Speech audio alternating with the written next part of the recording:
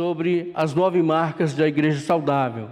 Então, nós sabemos que tem as marcas que são essenciais e as marcas que são importantes. As marcas essenciais é a pregação expositiva, a teologia bíblica e o entendimento bíblico do Evangelho. E as marcas importantes são o entendimento bíblico da conversão, o entendimento bíblico da evangelização, o entendimento bíblico da membresia, disciplina bíblica da igreja, crescimento e discipulado bíblico e liderança bíblica na igreja. Está aí as 9 marcas. E eu vou falar um pouquinho mais, diante dessa incumbência do nosso pastor Carlos Eduardo aí, se falar um pouco mais sobre entendimento bíblico da evangelização. Amém, amados? Abram suas Bíblias em Atos, no capítulo 2.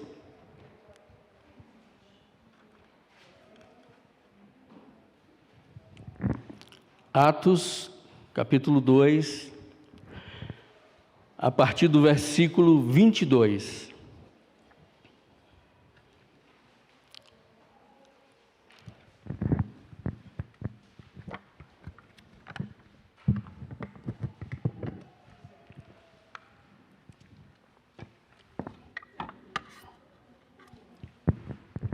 Todos encontraram, amados? Você pode ficar de pé? Glória a Jesus. Diz assim a palavra do Senhor: Homens israelitas, escutai essas palavras. Jesus, o Nazareno, homem aprovado por Deus entre nós com milagres, feitos extraordinários e sinais que Deus realizou entre vós por meio deles, como sabeis, ele que foi entregue pelo conselho determinado e pela presciência de Deus, vós o matastes, crucificando-o pelas mãos dos ímpios. E Deus o ressuscitou, quebrando as algemas da morte, pois não era possível que fosse detido por ela. Pois Davi fala sobre isso. Eu sempre via o Senhor diante de mim, pois está à minha direita, para que eu não seja abalado. Por isso o meu coração se alegrou, e a minha língua exultou, e além disso o meu corpo repousará em esperança. Pois não deixará a minha vida no túmulo, e nem permitirá que o meu santo sofra deterioração. Fizeste-me conhecer o caminho da vida, pois tu me encherás de alegria na tua presença. Irmãos, concedei-me dizer com clareza que o patriarca Davi morreu e foi sepultado, e o seu túmulo está até hoje entre nós. Sendo ele profeta e sabendo que Deus lhe havia prometido com juramento que faria um dos seus descendentes assentar-se no seu trono, Davi previu isso e falou da ressurreição de Cristo, cuja vida não foi deixada no túmulo, cuja carne não sofreu deterioração. Foi a este Jesus que Deus ressuscitou, e todos somos testemunhas disso. Portanto, exaltado à direita de Deus e tendo recebido do Pai promessa do Espírito Santo, derramou o que agora vedes e ouvis. Porque Davi não subiu aos céus, mas ele próprio afirma: o Senhor disse ao meu Senhor: assenta-te à minha direita, até que eu ponha os teus inimigos como estrado dos teus pés. Portanto, toda a casa de Israel fique absolutamente certa de que esse mesmo Jesus, a quem crucificastes, Deus o fez Senhor e Cristo. Ao ouvirem isso, eles ficaram com o coração pesaroso e perguntaram a Pedro e aos demais apóstolos: irmãos, que faremos? Pedro então lhes respondeu: arrependei-vos cada um de vós, e seja batizado em nome de Jesus Cristo para perdão dos vossos pecados e recebereis o dom do Espírito Santo. Feche os teus olhos. Amado e bondoso Deus, nós te adoramos, rendemos as nossas vidas diante de Ti. Te adoramos e te bendizemos, ó Pai. E te pedimos, ó Deus, ensina-nos a Tua palavra, renova, Senhor, as nossas mentes, dá-nos, ó Deus, entendimento para que possamos, ó Deus, colocar em prática a Tua palavra em nossas vidas. Te adoramos, ó Deus, e te bendizemos, em nome de Jesus. Amém. Pode tomar assento, mas deixe a sua Bíblia aberta em Atos no capítulo 22, 2:22. Amém? Falar sobre o entendimento bíblico da evangelização. E eu tenho algumas perguntas para fazer para os irmãos. Como você tem comunicado o Evangelho de Cristo? Como você tem apresentado as boas novas? Quando nós evangelizamos, nós falamos de fato a verdade bíblica? Ou nós apresentamos um evangelho meio que de alta ajuda?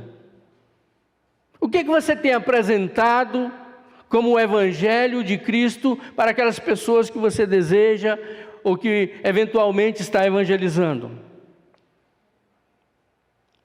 Às vezes nós somos tentados a apresentar um evangelho que não é o da Bíblia. E para falar de evangelização, é necessário saber o que é evangelho. Como eu vou falar de evangelização sem entender o que realmente é evangelho? Mas o pastor Carlos Eduardo, ele já deu uma palestra aqui, uma pregação bem legal e falou que era o evangelho. E a gente saiu daqui entendendo. Mas eu vou falar um pouquinho mais sobre o evangelho. E o apóstolo Paulo, ele afirmou lá em Romanos, no capítulo 1, no versículo 16, que o evangelho é poder de Deus para a salvação de todo aquele que nele crê. Amém? Você crê? Você acredita? Aleluias. O evangelho é poder de Deus para todo aquele que nele crê.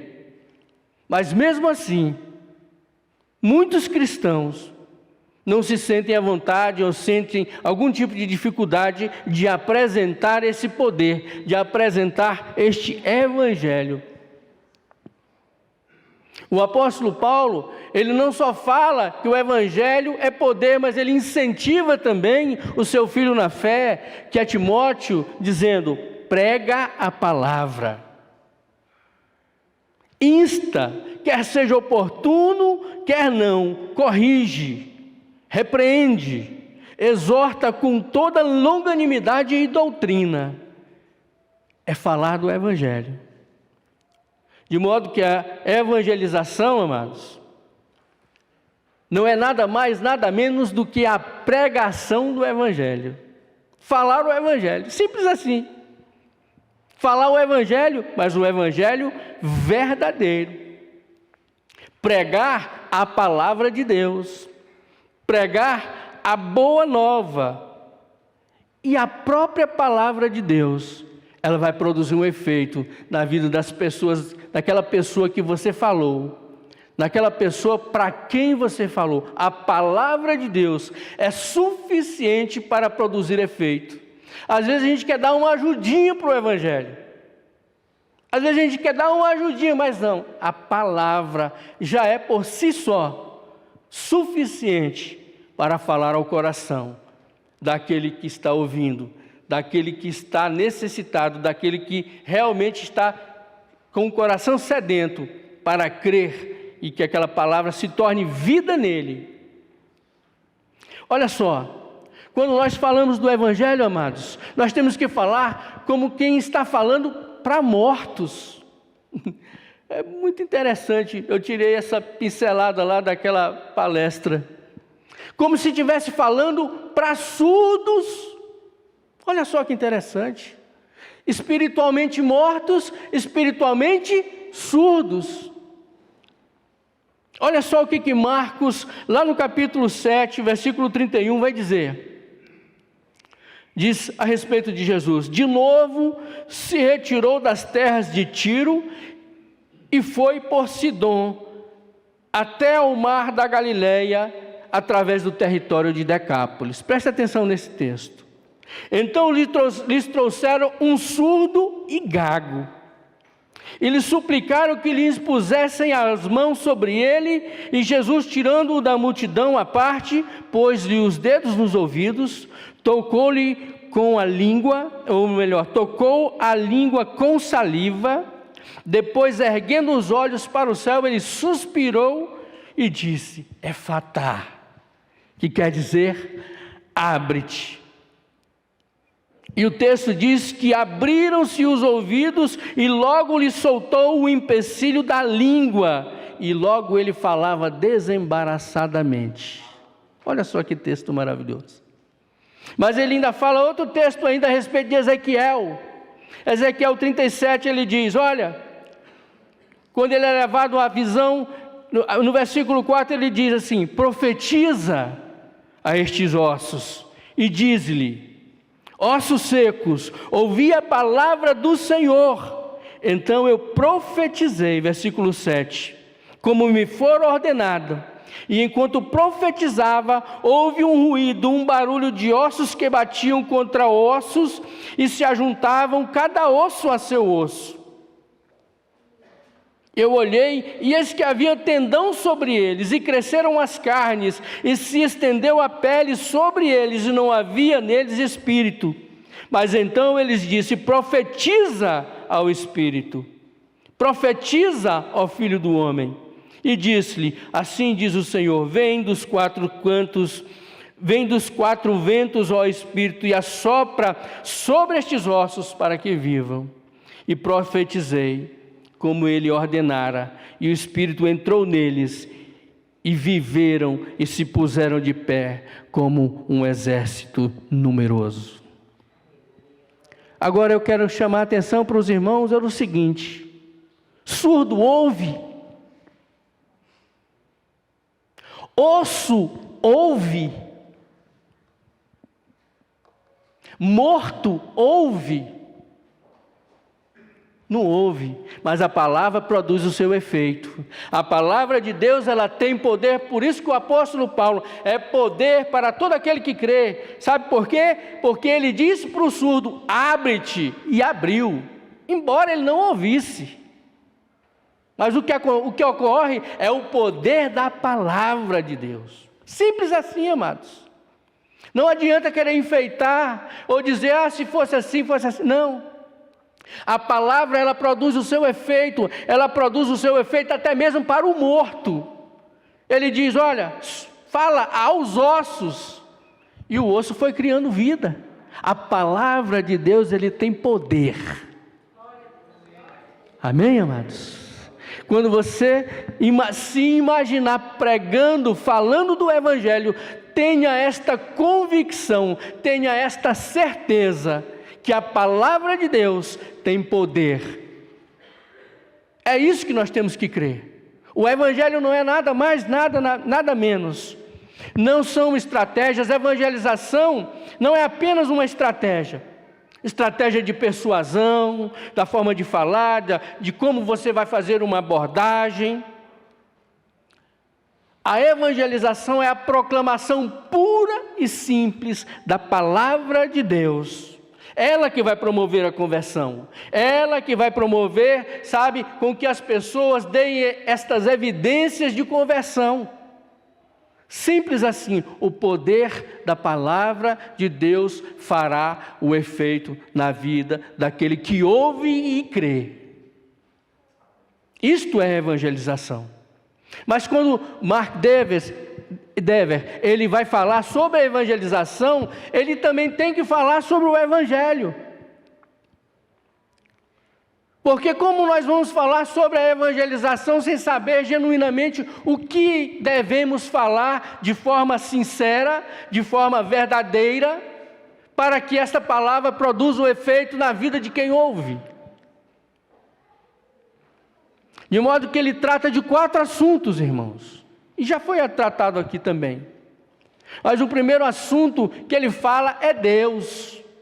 E aqui Pedro, no seu versículo 22, ou melhor, no versículo 23, ele fala com bastante lucidez, dizendo: da descendência deste, conforme a promessa, ou melhor, eu pulei aqui, irmãos, é para cá, o vento bateu. Versículo 23, me acompanhe. Ele, a respeito de Jesus, ele dizendo: ele foi entregue pelo conselho determinado e pela presciência de Deus. Amados, Deus, ele tem o conhecimento de todas as coisas. Nada foge ao controle de Deus. Deus, ele tem o conhecimento determinado de todas as coisas que irão acontecer, inclusive o conhecimento da morte de Cristo, a cruz, a humilhação, aquilo que ele padeceria, aquilo que ele passaria, era promessa de Deus e ele cumpriu em Cristo Jesus. A respeito de Deus, é falado também na segunda carta do apóstolo Paulo aos Coríntios 5,18, dizendo: ora, tudo provém de Deus, que nos reconciliou consigo mesmo por meio de Cristo. E em Êxodo, no capítulo 34:6 diz: e passou adiante de Moisés proclamando: Senhor, Senhor, Deus compassivo e misericordioso, paciente, cheio de amor e de fidelidade. É assim, são as características do nosso Deus. Nosso Deus é um Deus bondoso? É. Nosso Deus é um Deus compassivo? É. Nosso Deus é um Deus paciente? Sim. É um Deus cheio de amor? Sim. É de fidelidade? Sim. Mas ao mesmo tempo, esse mesmo Deus, que é justo, que é fiel, que é santo, ele exige de cada um de nós essa fidelidade. Exige também que nós sejamos santos. Exige também que nós sejamos verdadeiros. E a evangelização, se você começar a pregar e falar evangelizando alguém, se você começar a falar tudo, mas não falar deste Deus, você está pulando uma etapa na sua vida, né? Na sua evangelização. Porque esse Deus, ele tem os seus atributos, sim. Ele é onisciente, ele é onipresente, ele é onipotente, conhece todas as coisas, e justamente aqui o apóstolo Pedro vai dizer: olha, pela presciência de Deus, ele estava sabendo de tudo, irmãos, e ele permitiu isso. Ele prometeu a cruz e cumpriu. Ele prometeu a morte, o sacrifício de Cristo, e cumpriu. Ele prometeu da mesma forma a ressurreição e cumpriu. E ele promete também, sabe o quê? O fogo do inferno, irmãos, para aqueles que não são dignos. Pastor, não fala isso. Inferno não. Inferno sim, irmãos. Porque falar de Deus também tem que falar de tudo que ele está dizendo aqui. E diz que ela é fogo consumidor. E a evangelização tem que falar de Deus. E de todos os seus atributos, de todas as suas promessas, tanto boas quanto ruins. Se você abrir ali o livro de Deuteronômio, tem bênção e tem maldição. E em Mateus, no capítulo 25, quando Jesus vai falar a respeito das pessoas, dos que vão para a direita e dos que vão para a esquerda, ele diz: está separado um lugarzinho para vocês lá, que arde. Não estou falando não é de vocês não, irmãos, jeito de falar. Se for para alguém também, fica esperto, abre o olho. Se você está nessa situação, abre o olho. Mas o apóstolo Pedro, ele continua aqui no versículo 23. Ele diz: Ele foi entregue pelo conselho determinado e pela presciência de Deus, mas vós o mataste, crucificando-o pelas mãos de ímpios. Pedro, ele vai direto ao assunto dizendo: olha, vocês é que mataram Jesus. O homem, não adianta, irmãos, às vezes você pode preparar uma evangelização e a pessoa até está dizendo: não, eu não mato, eu não fumo, eu não bebo, até isso, né? Eu não faço nada errado. Não, irmãos, não existe isso. O homem, a Bíblia, ela diz que o homem é mau. Não, pastor, nós somos bonzinhos. Não é não, o homem, ele é mau. O homem, se deixar, ele só vai andando de mal a pior. Ele vai caminhando a passos largos para o inferno. O homem em si, a sua natureza é má. Não estou assustando alguém aí? Não, é ruim mesmo. O ser humano é mau. E a verdade tem que doer quando você evangeliza alguém, tem que produzir esse impacto, porque as pessoas, amados, aí estão achando que está tudo bem, estão dizendo: não, eu sou bonzinho, eu tenho o meu trabalho aqui e tal, eu não faço mal para ninguém, de vez em quando eu erro, mas errar é humano. Não tá certo não, irmãos. A compreensão não está correta. O ser humano, ele é mau, ele é ruim, a natureza é pecaminosa. Olha só o que nos fala Romanos no capítulo 3. Todos pecaram e carecem da glória de Deus. Romanos 3, 23. Romanos 5, 22 diz: porque assim como por um só homem entrou o pecado no mundo, e pelo pecado a morte, assim também a morte passou a todos os homens, porque todos pecaram. Mas eu não peco não, eu estou tranquilo aqui, eu não faço mal para ninguém. Errado, você está equivocado. A evangelização bíblica tem que nos trazer este impacto, tem que provocar em nós exatamente o que a Bíblia nos fala, que o homem é pecador sim, e precisa se arrepender, e precisa mudar o seu sentido de vida. O homem é mau sim, ele precisa de Deus na sua vida. E o que é mais interessante, irmãos, é que é falado aqui que o homem, ele é incapaz de buscar a Deus. Não que ele é apenas doente, não que ele é apenas falta de conhecimento, por assim dizer, mas não. O homem, ele está condenado. Preste atenção, ele está condenado à separação eterna, irmãos. É equivocado está aquele seu vizinho que às vezes você fala, ele fala: não, qualquer dia eu vou na tua igreja. Para mim está tudo certo aqui. Equivocado está aquele que congrega e tudo, mas que nunca verdadeiramente fez uma confissão, genuína de transformação e de conversão. O homem é pecador sim, e às vezes nós utilizamos vários subterfúgios para fazer uma autojustificação. Deus conhece o meu coração. São tantas as frases que são ditas. Deus conhece. Errar é humano, todo mundo erra. A questão não é essa. A questão não é errar ou não errar.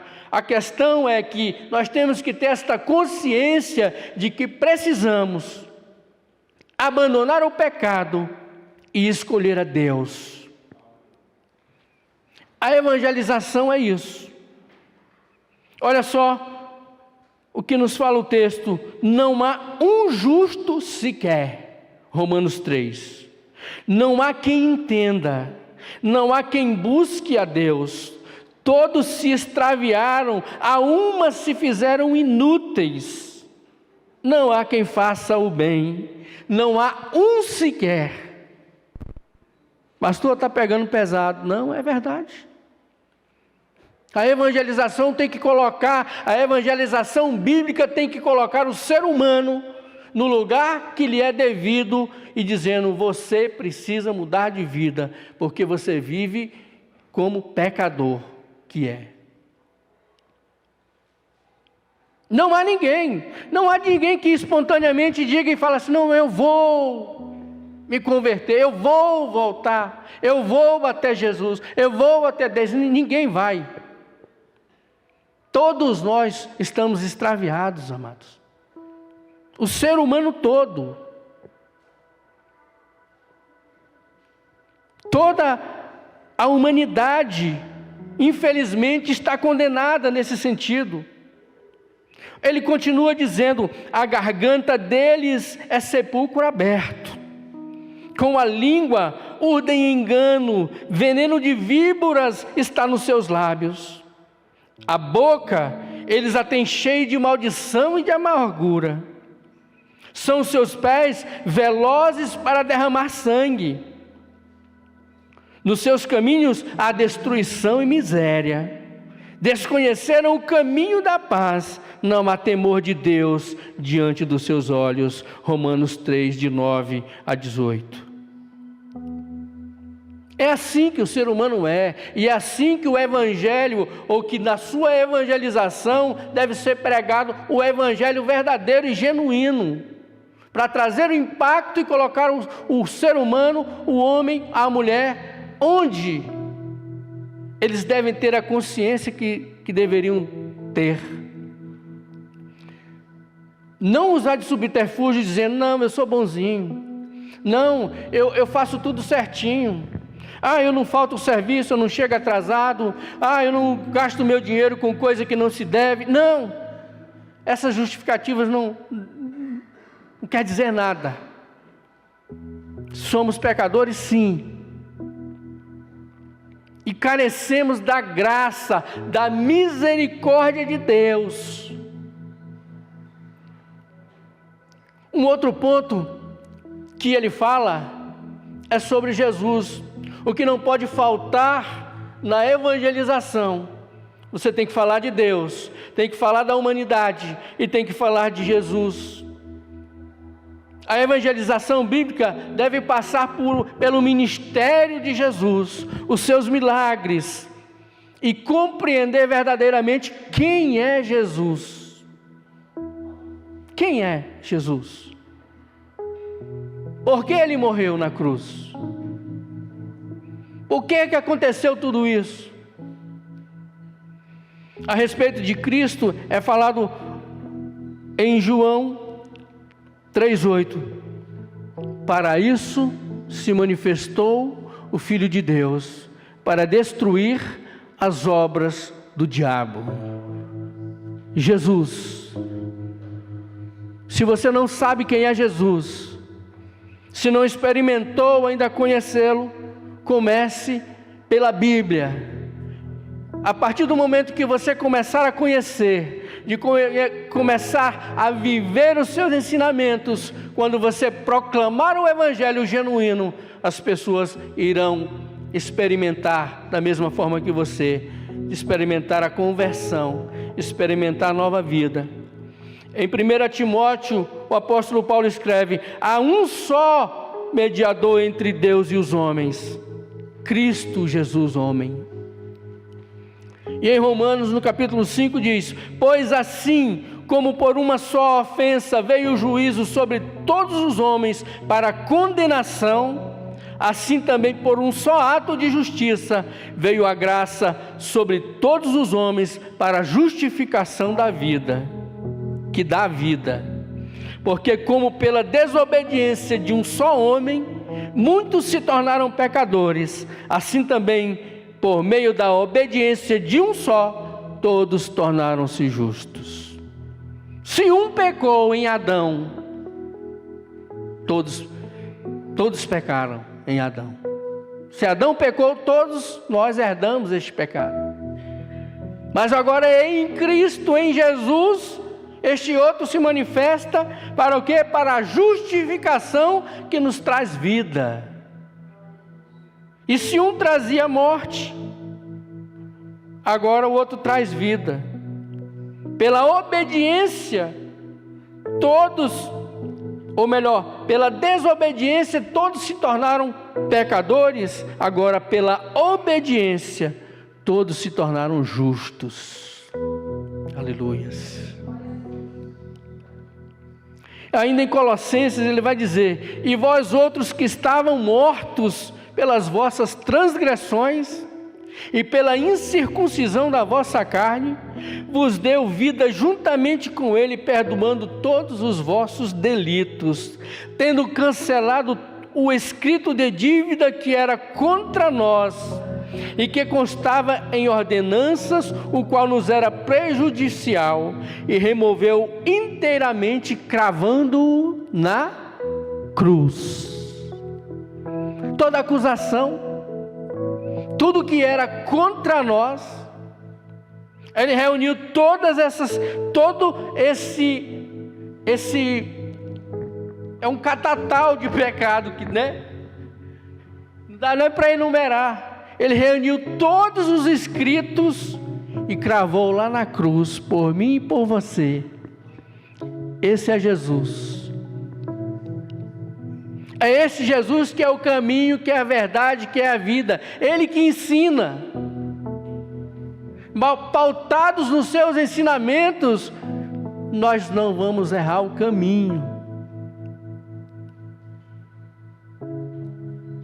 Deus, o homem, pecador, Jesus.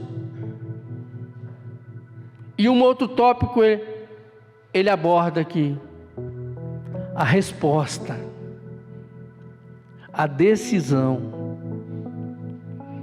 Qual a resposta que você exige quando você faz uma evangelização bíblica? Olha só, o apóstolo Pedro, aqui no texto que nós lemos, indo direto ao versículo 37, ao pregar a palavra de Deus, ao falar de Deus e falar de Jesus, e falar abertamente acerca do pecado que aquelas pessoas haviam cometido, crucificando Jesus, as pessoas ficam compungidas, eles ficam com o coração pesaroso, no versículo 37, e eles começam então a perguntar ao apóstolo Pedro e aos demais apóstolos: o que nós faremos? E Pedro respondeu: arrependei-vos, cada um de vós, arrependei-vos, cada um de vós, e seja batizado em nome de Jesus Cristo. Veja só que interessante. Ele vai com clareza, e cada um de nós tem que ter este entendimento de fazer com que qualquer pessoa que ouça a palavra de Deus tem que ter uma resposta, irmãos. Tem que dar uma resposta, tem que dar um feedback, dizer: a palavra de Deus, ela produz esse efeito em nós. A palavra de Deus, ela produz um efeito, irmãos. E aí não é a ação do pregador, não é porque o pregador prega bem, ou não é porque o conferencista fala bem, não é isso. É porque a palavra de Deus tem poder. A palavra do Senhor, ela é a autoridade maior. Não importa se é pequeno, não importa se é grande, não importa se é conhecedor da Bíblia, ou se conhece mais ou menos desde que esteja pregando o verdadeiro Evangelho. É a palavra que produz o seu efeito, irmãos. Mas Mark Dever, ele tem uma preocupação. E a preocupação é que justamente o poder da palavra de Deus seja substituído pelo poder da oratória de quem apela. E quando aquele que sabe, deixa a palavra meio que de lado e começa a fazer o seu apelo. Às vezes eles dedicam uma porção para a palavra e uma porção gigantesca para o apelo,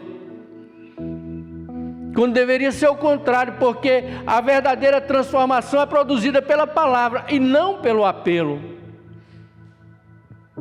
E a preocupação dele é o seguinte, porque no apelo, é justamente neste apelo que muitas pessoas podem tomar uma decisão equivocada, não preparada, pela simples emoção. Se ele falou, se ele traz um apelo, sabe, que consiga atingir o emocional da pessoa, e a pessoa vem pela emoção. Ou então chega assim, não, meu marido está indo, eu quero também aceitar, meu marido aceitou. Ah, o meu melhor amigo aceitou, eu também aceito. Não é assim que funciona, irmãos.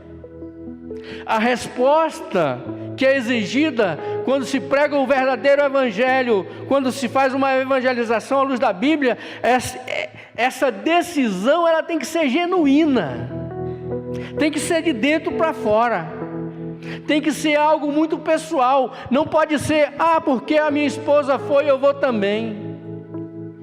Não, não é assim que funciona. É pessoal, é íntimo, é verdadeiro. E esta decisão e esta resposta que eu dou vai produzir um efeito de transformação na minha vida. Não tem como eu simplesmente trazer uma resposta, né, dizer, não, eu ouvi, a pregação foi boa, pregou-se a palavra de Deus e tal, mas aí porque alguém foi, eu vou seguindo os passos. Não. Se não for para você, se não houver ali, sabe, algo genuíno no teu coração, se for apenas pela emoção, melhor que nem se faça. Não vale a pena fazer. Mas se for verdadeiro, sim. Se for genuíno, sim. E ele diz, olha, ele tem essa preocupação, porque ele diz que nesse feedback que se dá, nessa resposta que se dá à evangelização, essa resposta tem um preço. Olha só que interessante. Tem um preço, irmãos. Em Lucas, no capítulo 9, 62, olha, diz o seguinte: mas Jesus lhe replicou: ninguém que tendo posto a mão no arado, olha para trás, é apto para o reino de Deus. Tem um preço tomar essa decisão. Não dá para dizer assim, eu sou de Jesus agora e amanhã, não, eu estava errado.